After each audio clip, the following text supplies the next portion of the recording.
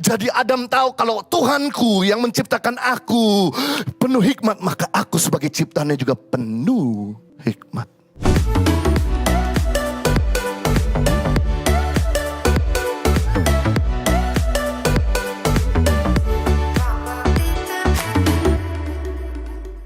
Nah, saya mau bagi kepada kita semua. Ada 3 hal bagaimana kita mendapatkan hikmat. Yang pertama, untuk kita mendapatkan hikmat melalui persekutuan yang intim dengan Tuhan. Lalu hubunganmu dengan Tuhan sebagai sumber hikmat. Daniel pasal 2 ayat 20. Terpujilah nama Allah dari selama-lamanya sampai selama-lamanya. Jadi kalau Anda mau puji Tuhan dari selama-lamanya sampai selama-lamanya, tidak boleh berhenti. Sebab daripada Dialah hikmat dan kekuatan.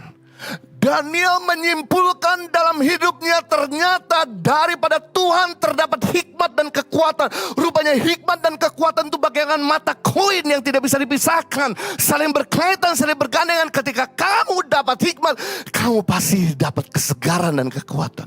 Ketika kamu gak dapatkan hikmat, kamu gak akan dapatkan kekuatan. Cinta aja gak cukup. Kita perlu namanya hikmat untuk menjalankan relationship kita. Semangat saja gak cukup, kita perlu namanya hikmat untuk mengelola, memanage hubungan. Makanya kenapa ketika perkawinan kita pertama, rasa cinta berdebar-debar. Tapi begitu udah perkawinan lewat dari 5 tahun, udah gak berdebar-debar. Why?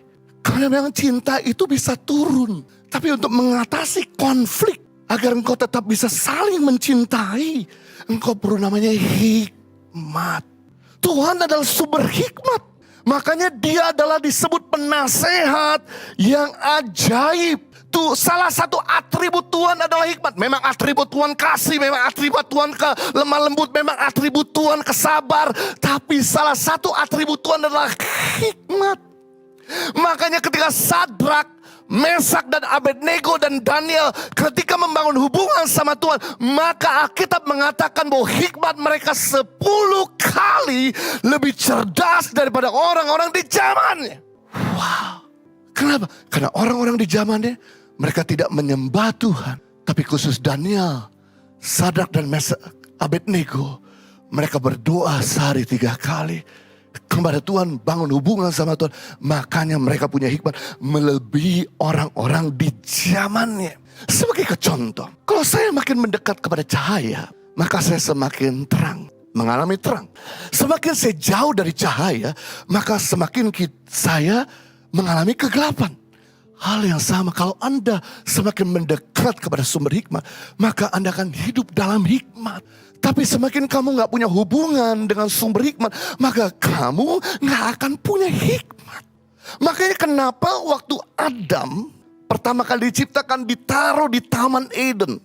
Karena Taman Eden artinya the moment of spot, di mana kehadiran Tuhan menyentuh bumi, di mana Tuhan ada bersama dengan mereka. Dan ketika Tuhan memberikan tugas dan tanggung jawab untuk memberi nama hewan-hewan, Adam dan Hawa waktu itu tidak punya notebook, tidak punya iPad. Dengan kemampuannya dia menyebut setiap nama binatang berbeda-beda, tidak ada yang sama. Dan yang menarik, dia tidak pernah lupa dengan sebutan nama binatang itu. Wow. Kalau dia udah sebut yang namanya besar, punya belalai, gajah, dia ingat. Dan dia terus ajarkan kepada anak dan cucunya, itu gajah. Kenapa? Karena Tuhan perkenalkan dirinya pertama kali kepada manusia. Bukan sebagai Jehovah Rafa, Allah penyembuh. Allah penyembuh diperkenalkan setelah manusia sudah jatuh dalam dosa. Makanya butuh kesembuhan. Pertama kali Tuhan perkenalkan dirinya bukan sebagai Jehovah Jireh, Allah penyedia. Allah penyedia diperkenalkan setelah manusia sudah jatuh dalam dosa. Pertama kali Allah perkenalkan dirinya bukan sebagai Jehovah Shalom, Allah damai sejahtera. Karena Allah damai sejahtera diperkenalkan setelah manusia sudah jatuh dalam dosa. Pertama kali Tuhan perkenalkan dirinya kepada Adam, dia perkenalkan sebagai Elohim, Allah yang kreatif, Allah sumber hikmat. Jadi Adam tahu kalau Tuhanku yang menciptakan aku penuh hikmat, maka aku sebagai ciptaannya juga penuh hikmat.